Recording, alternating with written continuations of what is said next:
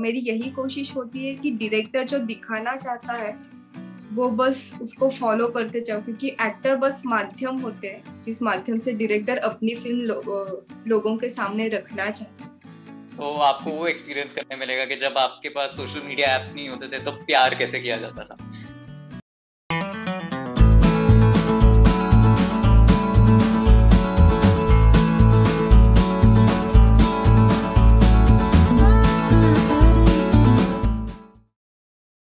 Hello everyone, welcome to peepingmoon.com. I'm Rashida Sahani, and today joining me for a very interesting conversation are Rinku and Dilzad for their upcoming Netflix anthology and Kahi Kahaniyan. Hello Rinku, hello Dilzad, how have you two been? कैसे हैं आप दोनों? हाय, हम अच्छे हैं, आप कैसे हो? बिल्कुल ठीक। ओके, सो मैंने आपकी रिसेंटली मूवी देखी जो कि अनकही कहानियां का एक हिस्सा है।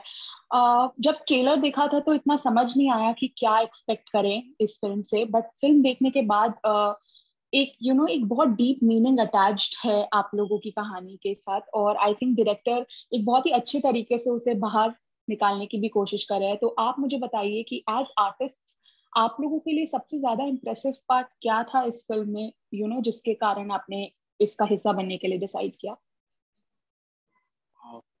मेरे हिसाब से तो नाम अभिषेक सर का, Abhishek Choubey is like a big name, तो उनका नाम ही बहुत ज्यादा था बिकॉज उनके साथ काम करना, वो मौका मिलना ही बहुत बड़ी बात है कोई भी एक्टर के लिए।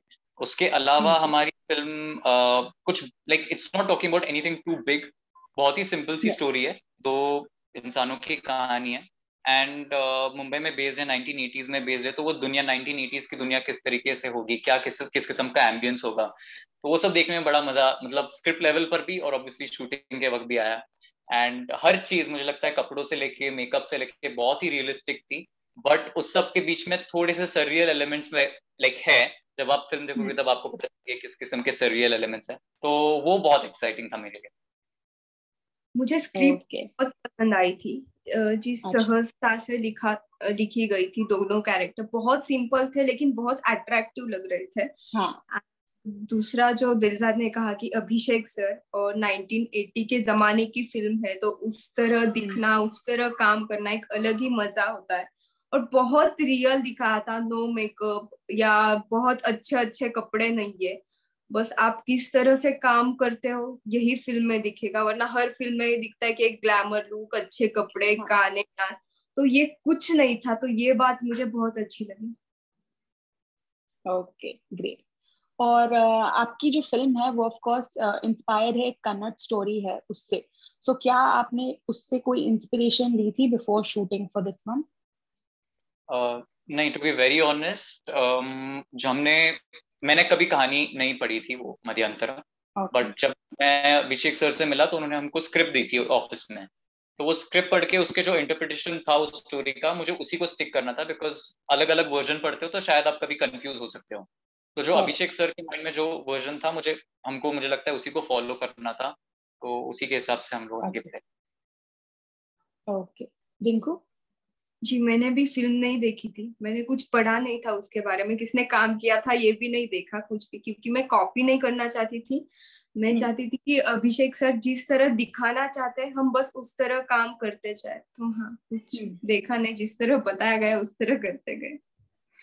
ओके, एंड रिंकू, आपकी जितनी भी लाइक अभी रिसेंटली आपकी फिल्म 200 रिलीज हुई, तभी भी हमने बात की थी, तो आपके जितने भी प्रोजेक्ट्स होते हैं उनमें या तो एक मैसेज होता है या वो बहुत ज्यादा ब्यूटिफुली मेड होते हैं। आपके कैरेक्टर्स हमेशा बहुत डिफरेंट होते हैं, तो क्या ये चॉइस एक कॉन्शियस चॉइस है जो आप ले रहे हैं, या वो ऑटोमेटिकली नेचुरली आपको ऐसे फिल्म्स और प्रोजेक्ट्स ऑफर हो रहे हैं? नहीं, एक्चुअली मुझे इस तरह की फिल्में करना बहुत पसंद है, और की बात यह है कि लोग चाहते हैं मैं इस तरह की फिल्में करूँ, मेरे पास आती है, क्योंकि हर फिल्म में एक मुझे वही हमेशा लगता है, एक ग्लैमर लुक और एक अपनी बनाई हुई दुनिया लोग दिखाते हैं, जो सच में है वो कभी नहीं स्क्रीन पे दिखाते। तो मुझे लगता है कि लोगों को ये देखना चाहिए कि रियलिटी क्या है, और लोग बहुत जल्दी कनेक्ट करते हैं और उनको पसंद भी आती है वो बात। तो कहीं ना कहीं लोगों को लगता है कि अच्छा, आशा की तरह मैं थी, या ये फिल्म देखते समय लोगों को लगेगा कि अच्छा, उस जमाने में मैं मंजरी की तरह दिखती थी, या इस तरह हमारे साथ भी होता था। तो हाँ, मुझे इसी तरह की फिल्में करना बहुत पसंद है। Okay, Diljad, even your character इस फिल्म में it's very different, you know, we see कि एक डिफरेंट वाइब है आपके कैरेक्टर, आपके रोल में। सो आपके लिए कितना इजी या डिफिकल्ट था to relate to that character and then to get into the skin of? तो बेसिकली टाइमलाइन अलग है, 1980s का टाइम है, तो ऑब्वियसली रिलेटेबिलिटी ज्यादा नहीं है, बिकॉज अभी इस वक्त तो एनी 15-year-old उनके पास सोशल मीडिया है, इंस्टाग्राम है, लव ही कुछ और हो चुका है। तो उस जमाने में जो लव था वो ज्यादा इनोसेंट था। तो 19 तो उसको समझना थोड़ा सा it was a bit difficult because it's not from my time, but as the character mentally and emotionally I think is the closest to the way I am in personal life, क्योंकि ज्यादा बात नहीं करता, चुप चुप बंद बंद सा रहता है। तो I think that is very similar to my own persona, but उसका एम्बियंस समझना थोड़ा सा मुश्किल था, but character was very very very easy. Okay, got it. And जो आपके डायरेक्टर अभिषेक चौबे, उन्होंने जिस तरह से मराठी का यूज किया है वो बहुत ही अच्छे तरीके से हुआ है, ना कि वो इतनी ज्यादा है कि हिंदी ऑडियंस को समझना है जिनको मराठी नहीं आती। एंड यू नो वो प्रेडिक्ट कर पा रही है that you know it's based in Bombay, Bombay के इमोशंस भी अच्छे से निकल के आ रहे हैं। And there is this very beautiful scene where you know you just Rinku आप बोल देते हैं मराठी में 2-3 lines and then Diljad is just staring कि क्या मुझे नहीं आती, एंड देन यू आस्क अच्छा मराठी नहीं आती। So that's you know that's a very nice and a very relatable scene for a lot of people who don't know Marathi. तो आप लोग जब शूट कर रहे थे were you following जो अभिषेक सर आप लोगों को कह रहे थे, या फिर आप अपने भी इनपुट्स अटैच कर रहे थे उसके साथ? अभिषेक सर जो कह रहे थे वही हम दोनों कर रहे थे, क्योंकि मेरा मानना ये है कि खुद का डालेंगे तो बहुत कुछ डालेंगे, फिल्म अलग ना बन जाए या अलग कोई मैसेज ना पहुंचे। तो मेरा हमेशा यही मेरी यही कोशिश होती है कि डायरेक्टर जो दिखाना चाहता है वो बस उसको फॉलो करते जाओ, क्योंकि एक्टर बस माध्यम होते हैं जिस माध्यम से डायरेक्टर अपनी फिल्म लोगों के सामने रखना चाहते हैं। तो मैं हमेशा डायरेक्टर को फॉलो करती हूँ। एंड जैसा कि अभी मैंने मेंशन भी किया कि ये स्टोरी एक डिफरेंट टाइप की लव स्टोरी है, इट्स नॉट एकदम ही जैसे बॉलीवुड टाइप लव स्टोरी, जैसे रिंकू ने भी मेंशन किया ग्लैमर, डांस सीक्वेंसेस, सॉन्ग्स, वो सब नहीं है, बट एक बहुत रियल एंड प्योर स्टोरी है।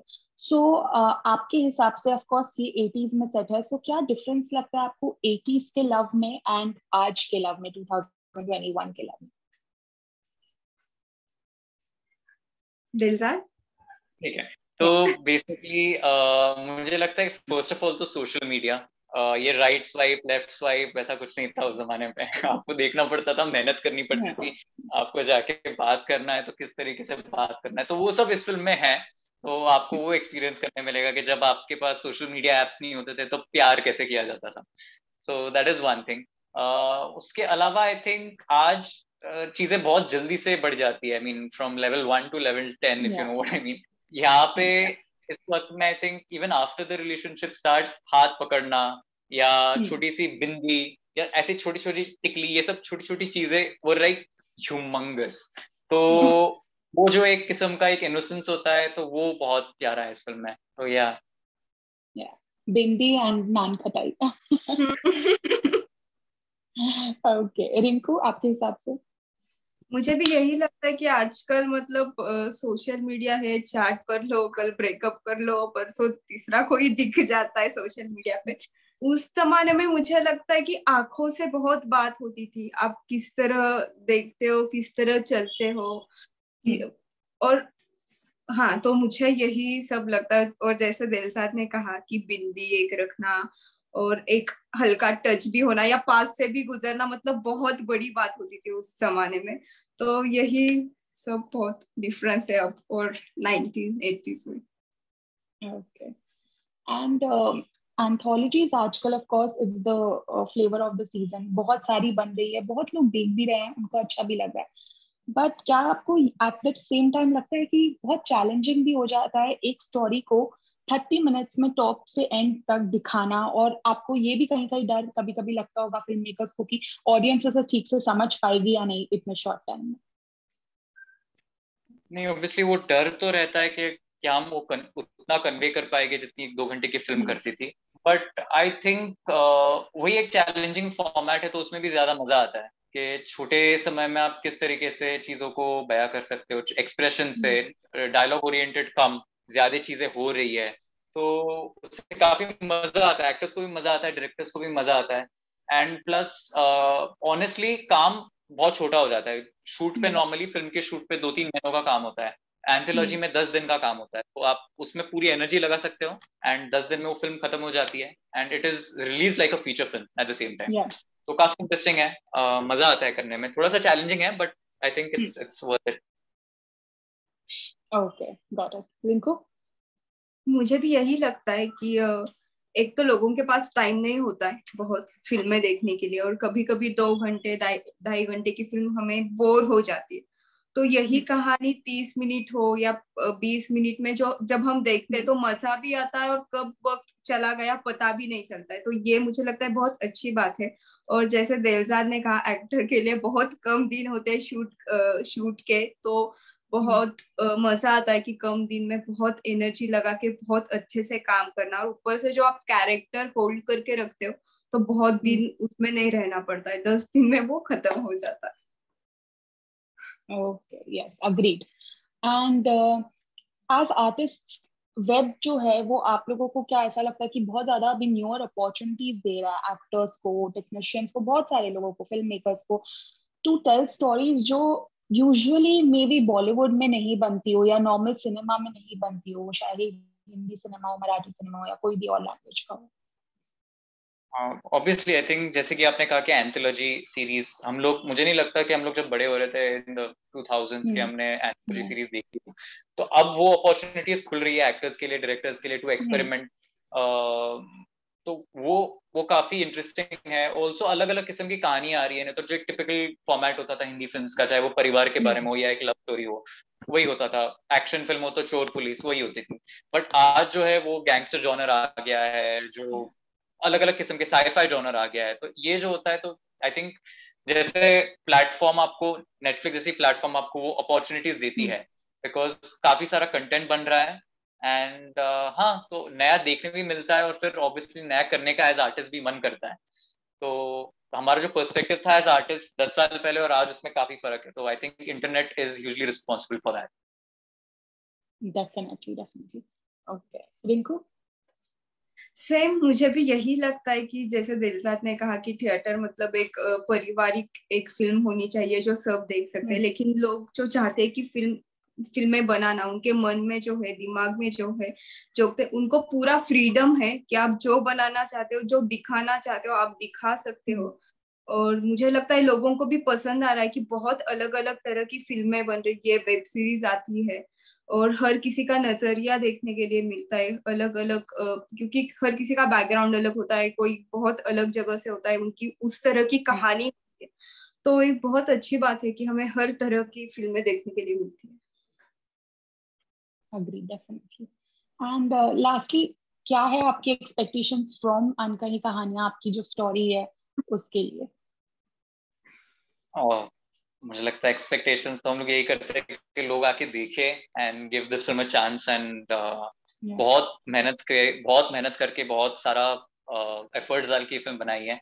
एंड छोटी सी फिल्म है बट आपको मजा जरूर आएगा। So please I would like to ask everyone to please watch it, give it one chance. हाँ, ओके, मैं भी यही रिंकू? कहूंगी कि प्लीज फिल्म देखिए, आई होप आप सबको बहुत पसंद आएगी।